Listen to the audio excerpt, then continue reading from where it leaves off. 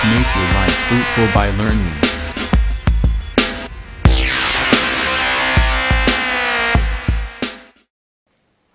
तो ये maternal pelvis है और ये मैंने आपको बताया था कि ये जो है ये ब्रिम है और ये डिफरेंट क्वाड्रेंट्स हैं और यही क्वाड्रेंट्स में आकर के जो फीटल स्कल होता है या जो भी प्रेजेंटिंग पार्ट होता है वो पहले आकर के यहाँ से अटैच होता है और टच होता है। तो उसी को मैं आपको यहाँ पर पूरी तरह से एक्सप्लेन कर रही हूँ। ये फीटल स्कल है और ये फीटल स्कल का ऑक्सीपिटल रीजन है। तो मैंने आपको बताया था लॉन्गिट्यूडनल लाई है और लॉन्गिट्यूडनल लाई के साथ साथ अगर सिफेलिक प्रेजेंटेशन है तो सिफेलिक प्रेजेंटेशन में जो प्रेजेंटेशन होगा, जो प्रेजेंटिंग पार्ट होगा हमेशा वो हेड होगा। तो जो डिनोमिनेटर है, अगर हम डिनोमिनेटर की बात देखें तो देखिए ये क्वाड्रेंट है और इस तरह से लेफ्ट साइड में एंटीरियरली ऑक्सीपुट जो पोजीशन है, डिनोमिनेटर क्या है, ऑक्सीपुट है।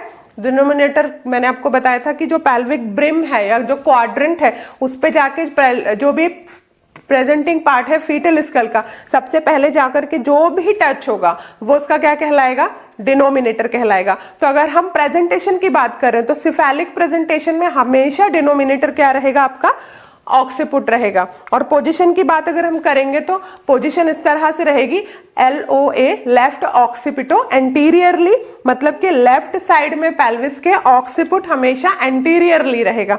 और अगर हम यहाँ पे बात करेंगे, अगर मैं आपको और अच्छी तरह से बताऊं कि जो ऑक्सीपुट रहेगा यहाँ पर जो 5th नंबर का यहाँ पे जो लैंडमार्क है, पेल्विक ब्रिम में पूरे 9 लैंडमार्क्स होते हैं, तो इलियोप्यूबिक जो एमिनेंस है 5th नंबर का लैंडमार्क है, हमेशा जो ऑक्सीपिट है वो उसके पास में रहेगा, उसके नीचे रहेगा, इलियोप्यूबिक एमिनेंस के नीचे रहेगा ऑक्सीपिट। और इस तरह से यहाँ पर ये फीटल स्कल के साथ में पोजीशन रहेगा। तो अगर हम सबसे पहले देखेंगे डिसेंट, तो इस तरह से फीटल हेड का नीचे आना ये क्या कहलाता है, डिसेंट कहलाता है। और डिसेंट के बाद में सबसे पहले हमने देखा था यहाँ पे मैकेनिज्म में एंगेजमेंट देखा था। तो एंगेजमेंट का मतलब होता है कि पेल्विक ब्रिम में फीटल स्कल का आ जाना, जो बाइपैराइटल डायमीटर सबसे पहले पेल्विक ब्रिम में आता है और इस तरह से आने के बाद में सब ऑक्सीपिटो ब्रैगमेटिक, सब ऑक्सीपिटो ब्रैगमेटिक मतलब ये पूरा जो रीजन है ये क्या ऑक्सीपिटल रीजन है। सब ऑक्सीपिटो बोल रहा है यहाँ पर, तो ऑक्सीपिट से नीचे अगर हम जाएंगे तो वो सब ऑक्सीपिटो कहलाएगा। ब्रैगमेटिक मतलब कि ये वाला जो रीजन है, ब्रैगमा वाला जो पोर्शन है वहां तक का, तो ये एंगेजमेंट होगा। मतलब कि सब ऑक्सीपिटो ब्रैगमेटिक डायमीटर या सब ऑक्सीपिटो फ्रंटल डायमीटर सबसे पहले आकर के क्या हो जाएगा, पेल्विक ब्रिम में कंप्लीटली एंगेज हो जाएगा। तो इस तरह से नीचे चला जाएगा फीटल हेड और ये वाला जो प्रोसेस है ये कहलाएगा, ये मैकेनिज्म कहलाएगा आपका engagement of the fetal head with the sub occipito bregmatic और सब ऑक्सीपिटो फ्रंटल डायमीटर। तो ये था सबसे पहला मैकेनिज्म एंगेजमेंट। और दूसरी अगर मैं आपको बात बताती हूँ यहाँ पर जो मैंने आपको पहले एक्सप्लेन करी है, इंक्रीजिंग फ्लैक्शन। तो इंक्रीजिंग फ्लैक्शन को समझाने के लिए मैंने यहाँ पर ये एक छोटा सा डमी लिया है और मैं इससे आपको बता रही हूँ। जब भी आप इसको प्रेजेंट करते हैं तो हमेशा आपके पास ये है तो इस बॉडी को आप इस तरह से रखेंगे। इसको रखने का तरीका इस तरह से है, आप इसको इस तरह से रखें और इसको आप एक ही हाथ से पकड़ेंगे। ये अब हम इंक्रीज फ्लैक्शन की बात करें, इसको इस तरह से होल्ड करना है हमको।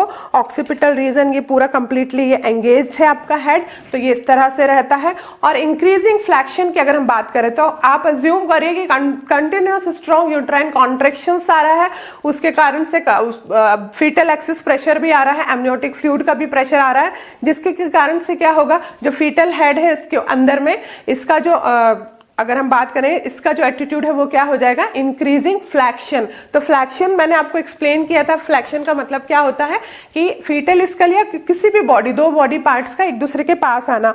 तो जब कंटिन्यूस इसको फोर्स ऊपर से मिलता रहेगा तो चिन, जो ये फीटल स्कल का जो ये चिन वाला पार्ट है, ये जो चिन है ये चेस्ट से आकर के मिल जाएगा, ये इस तरह से हो जाएगा। तो ये इंक्रीजिंग फ्लैक्शन है। तो इसी को यही प्रोसेस को कहा जाता है इंक्रीजिंग फ्लैक्शन। अभी आप देखिए ये नॉर्मल हेड है, लेकिन जब यहाँ पे फ्लैक्शन मतलब जब यहाँ पे इसके ऊपर में प्रेशर एक्सर्टेड होगा तो उसके कारण से ये इंक्रीजिंग फ्लैक्शन है। मतलब फीटल का जो चिन रहेगा, हेड का जो चिन रहेगा वो ये चेस्ट के पास में आकर के जुड़ जाएगा। तो कुछ इस तरह से फीटल की बॉडी हो जाएगी, ये हेड जो है वो इस तरह से हो जाएगा।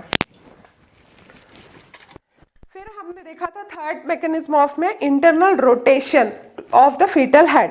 तो अभी आप देख रहे हैं कि ये जो ऑक्सीपिट है ये यहाँ पर है, ऑक्सीपिट यहाँ पर है, ये रोटेट होगा 2/8 हाफ सर्कल में। जो हेड है इंटरनली क्या होता है, वो रोटेट होता है, और रोटेट होकर के ऑक्सीपिट जो होता है वो क्या हो जाता है, सिम्फाइसिस प्यूबिस के नीचे आ जाता है। तो इस तरह से जो अभी ये प्रीवियसली प्रोसेस इस तरह से था, उसके बाद में जब ये रोटेट हुआ 1/8 हाफ सर्कल में रोटेट हुआ, तो देखिए सिम्फाइसिस प्यूबिस के नीचे ऑक्सीपिटल जो है, ऑक्सीपिट है, वो कंप्लीटली किसके नीचे आ गया, अभी इलियोप्यूबिक एमिनेंस में था, लेकिन यहाँ पे 2/8 हाफ सर्कल में रोटेट हुआ और ये किसके नीचे आ गया, सिम्फाइसिस प्यूबिस के नीचे आ गया। तो जब हेड रोटेशन हुआ है, फिटल हेड का इंटरनली रोटेशन हुआ है, तो साइमल्टेनियसली जो आप देखिए जो ये शोल्डर है, शोल्डर भी क्या हो रहा है, 1/8 हाफ सर्कल में रोटेट हो रहा है, और इस तरह से ये रोटेट हुआ, हेड भी रोटेट हुआ है 2/8 हाफ सर्कल में, और साथ साथ 1/8 हाफ सर्कल में क्या रोटेट हुआ, इंटरनली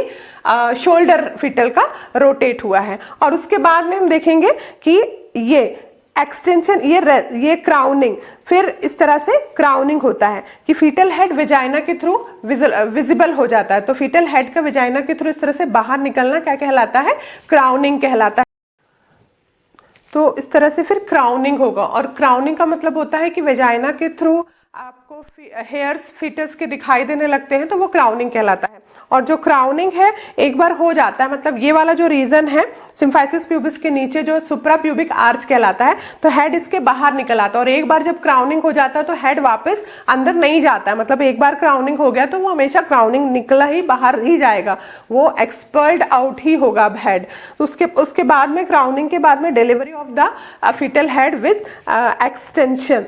तो इस तरह से एक्सटेंशन के कारण से जो फीटल हेड है वो डिलीवर्ड आउट होगा। अब जब फीटल हेड डिलीवर्ड आउट हो जाएगा, तो फीटल हेड डिलीवर हो गया है और हेड बाहर निकल गया है, लेकिन अभी भी आप देख रहे हैं कि यहाँ पर ये इंटरनल ये रोटेट हुआ था, तो रोटेशन के कारण से इसके नेक में एक ट्विस्ट है, torsion of the neck present है। तो अब जो फीटल हेड है वो क्या होगा, एक्सटर्नली रोटेट होगा, जैसे पुरानी स्थिति में था अब वो पुरानी स्थिति में वापस आ गया। प्रीवियसली वो क्या, एक्सटेंशन उसका इस तरह से वो बाहर निकला, इस तरह से बाहर निकला है पेल्विस से, लेकिन बाहर आने के बाद में वो वापस अपनी पुरानी स्थिति में 2/8 सर्कल में प्रीवियसली जैसे था वो वैसे ही होगा। तो इस तरह से बाहर निकलने के बाद में जो ये रोटेशन है 2/8 हाफ सर्कल में फीटल हेड का होना, वो क्या कहलाता है, रेस्टिट्यूशन कहलाता है या एक्सटर्नल रोटेशन कहलाता है। और एक्सटर्नल रोटेशन के बाद में क्या होता है, डिलीवरी ऑफ द शोल्डर। तो एंटीरियर शोल्डर डिलीवर होगा, उसके बाद में पोस्टीरियर शोल्डर डिलीवर होगा, और उसके बाद में ट्रंक डिलीवर होगा बाय द लेटरल फ्लेक्शन, और इस तरह से पूरे जो लेबर का मैकेनिज्म है यहाँ पर खत्म होगा। आशा करती हूँ आपको समझ में आया होगा। यदि आपको कोई डाउट है तो आप मुझसे कमेंट करके मेरे वीडियो पे पूछ सकते हैं। Thank you.